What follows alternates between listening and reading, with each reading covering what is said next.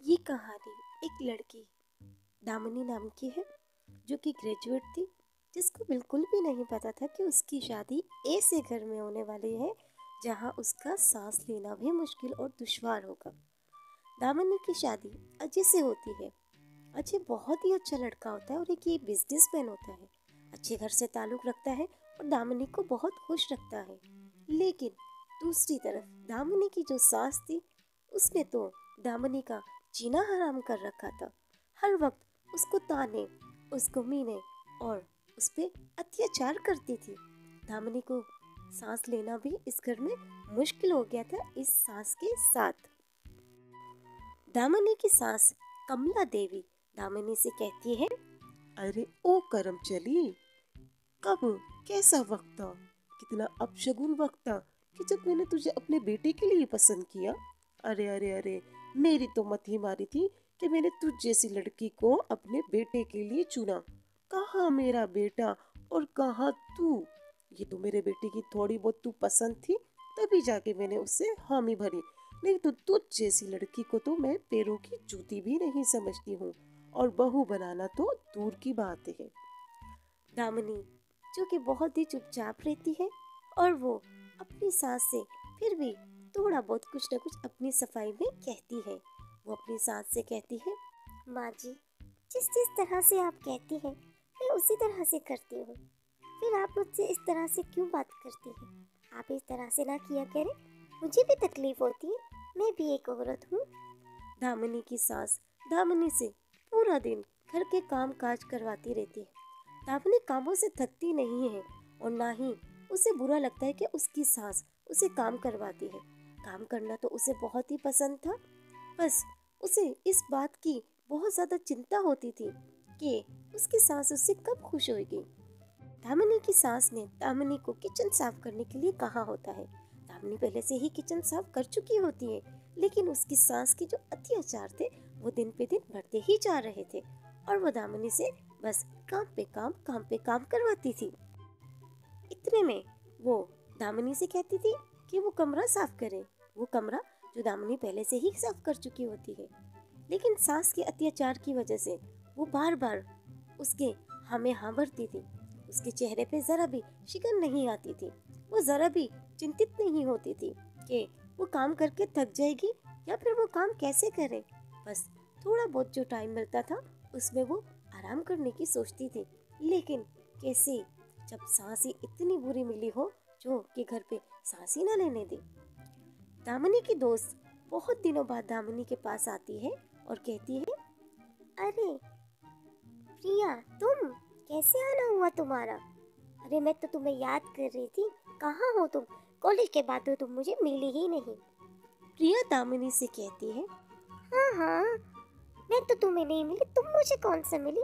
शादी के बाद तो तुम मुझे बिल्कुल ही भूल गई हो। ये तो मैं रास्ते से जा रही थी तो मैंने सोचा चलो मैं तुमसे मिलती भी जाऊँ।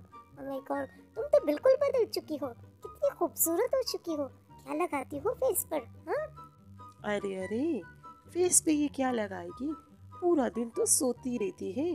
घर के कोई काम काज तो मैं इसे करने देती नहीं हूँ। बस खाती है, पीती है और सोती है।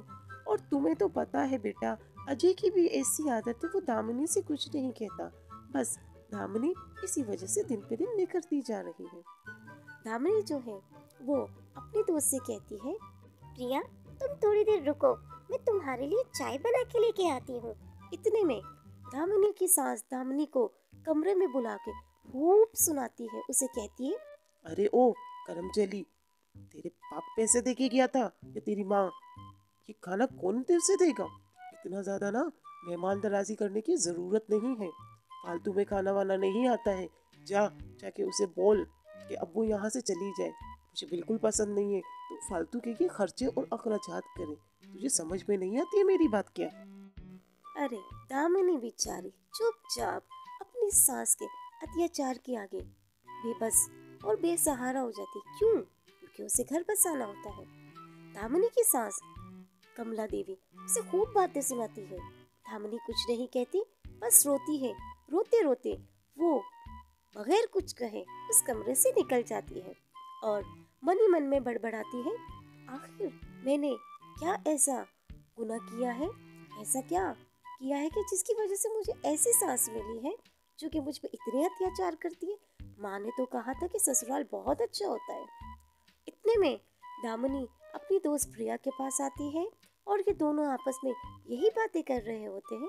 प्रिया दामिनी से कहती है, अरे दामिनी, तुम तो बहुत खुशकिस्मत हो, तुम्हें इतनी अच्छी सास मिली है। अजय भी इतना अच्छा मिला। देखो तुम सोई रहती हो, तुम्हें कोई उठाता भी नहीं है।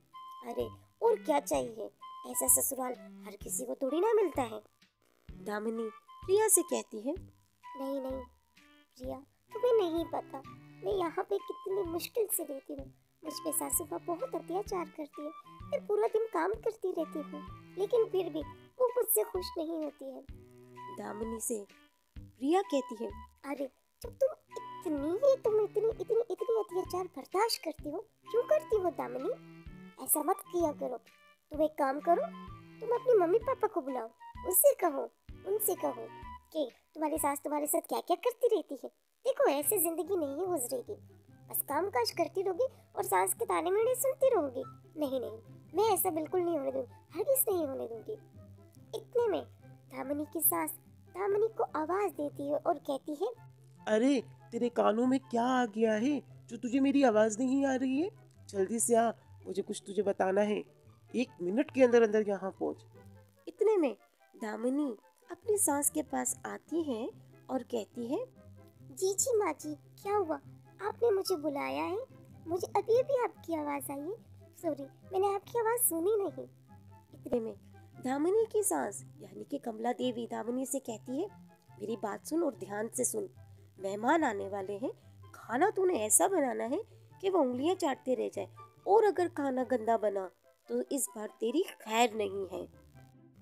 दामिनी सारी बातें सुन के किचन में जाती है और यही सोचती है कि वो खाने में ऐसा क्या बनाए कि मेहमानों को खाना भी पसंद आ जाए और सासू माँ उससे खुश भी हो जाए। 5 मिनट के अंदर दामिनी इतना सब कुछ बना लेती है कि बस सब उंगलियां चाटते रह जाए।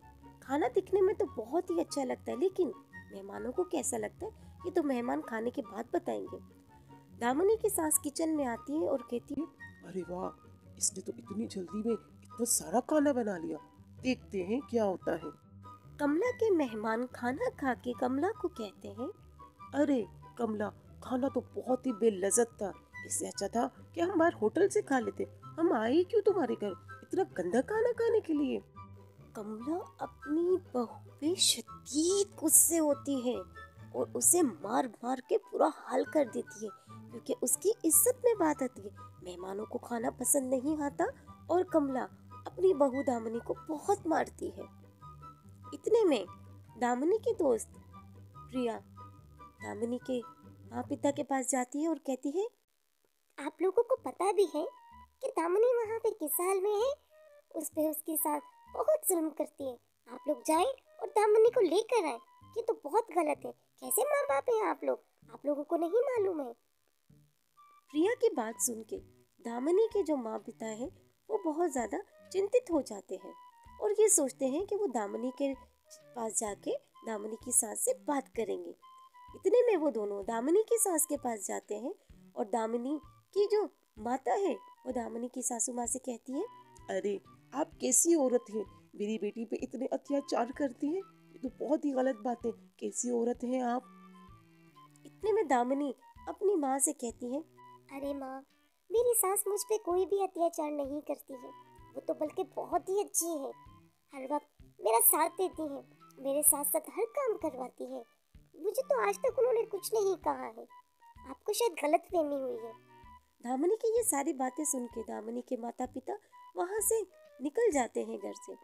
दामिनी की सास यानी कमला देवी दामिनी की ये सारी बातें सुन के दामिनी को कहती है, अरे बेटा, मैंने तुझ पे कितना जुल्म किया है, कितने अत्याचार किए हैं, लेकिन फिर भी तूने मेरी इज्जत रख ली। तूने अपने माता पिता के सामने ये कह दिया कि मैंने आज तक तेरे साथ कुछ भी नहीं किया। तूने मेरी तारीफ की उनके सामने। मैं बहुत ही शर्मिंदा हूँ। मैंने जो जो तेरे साथ किया, मैं बहुत ही पछतावा में हूँ। मुझे माफ़ कर दे। मैं तुझसे माफ़ी मांगती हूँ। मुझे क्षमा कर दे बेटा। आज से तू मेरी बहू नहीं, बल्कि तू मेरी बेटी है।